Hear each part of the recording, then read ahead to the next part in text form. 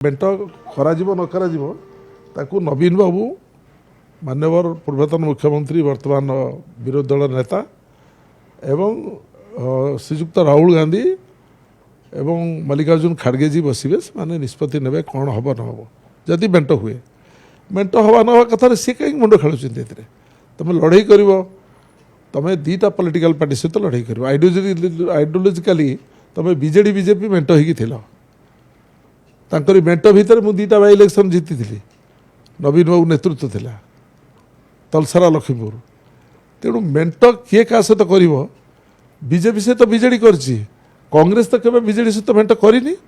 सी स्वप्न कहीं देखुं आगुतरा कि लड़ई रे एकमात्र विकल्प हूँ कांग्रेस कांग्रेस को लोक भोट देवे कारण they have tested BJD BJP alliance for 9 years 9 वर्ष काल बीजेडी बीजेपी मिसिकी मेट करते देखी सरकार देखी ये मंत्रिमंडल मात्र 2 जन लोक जी मंत्री होती अभिज्ञता अच्छी जड़े होती श्रीमती सुरमा पाढ़ी सी समवाय मंत्री किसी दिन होते एवं आउ जड़े मंत्री होती केवी सिंधु जी नवीन बाबू मंत्रिमंडल मंत्री होते आउ तो जी सब किए थरे किए 2 थर 3 थर एमती भाग्यवशत एमएलए होती